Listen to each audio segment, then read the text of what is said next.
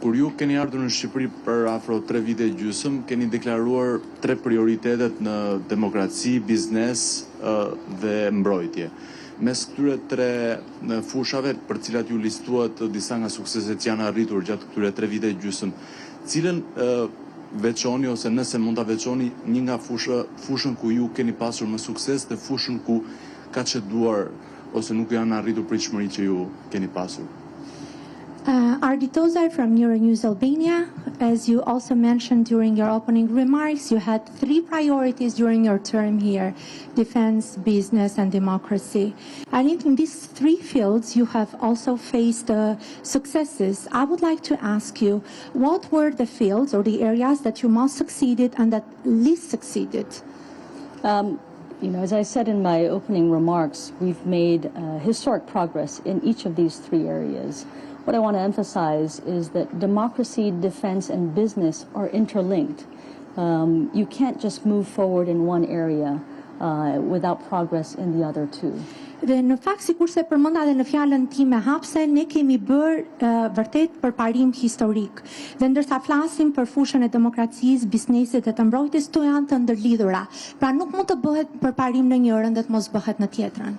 And in each of these areas, we still have room for growth. And that's not a criticism, and it's not a way to hide criticism. It literally is just room for growth. Dhe në secilin prej këtyre fushave ka hapësirë për rritje, ka hapësirë për zhvillim.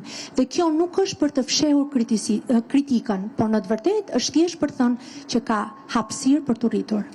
And we try to be truthful in pointing out where we've made progress and where we need to do more. And you can see that reflected not just in my remarks, but you see it reflected in the comments made by senior officials in Washington. You see it reflected in the annual reports that the State Department publishes. Dhe në fakt ne përpiqemi që të jemi të vërtetë aty kur është bërë përparim, dhe gjithashtu kjo është përpjekur të thuhet gjithashtu prej zyrtarëve të lartë në Washington, por edhe në raportet tona vjetore.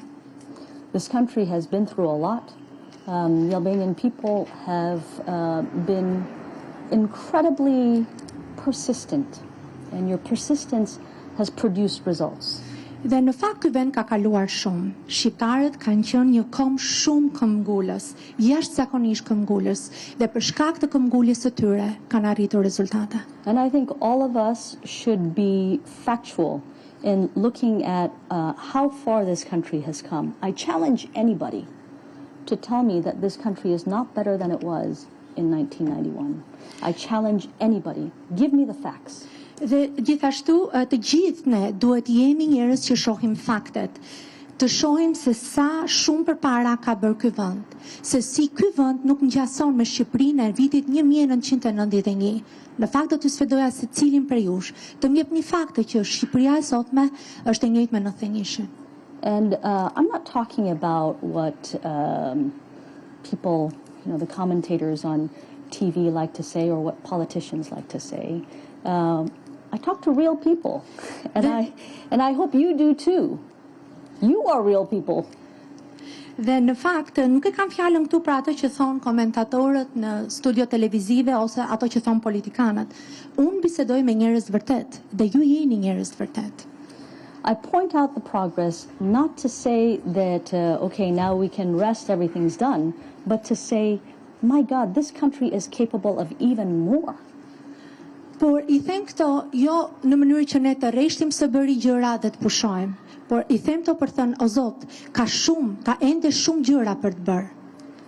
There are areas where we think that Albania must make change in order to become stronger and richer.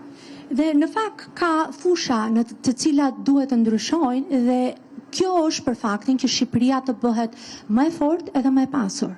In order to take your rightful place at the European table. Në mënyrë që ju të zini vendin tuaj me të drejtë në tryezën europiane. And those areas have been very clear. They're clear to you as well, right? There is a problem with corruption.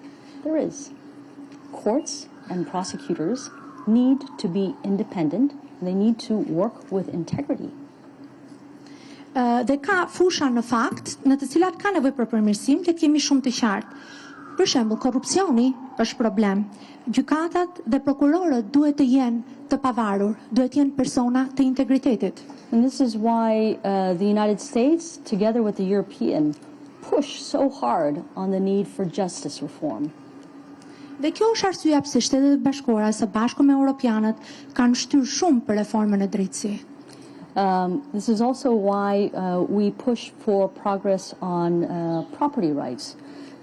We push for progress in making rules easier for businesses to understand, procedures more transparent, so that American businessmen and businesswomen can come to this country, apply, know that they can get the necessary licenses, and have confidence that if they run into a problem, if they run into a contract dispute, they're going to be able to go to court and get a decision that is based on facts, not based on bribes and threats.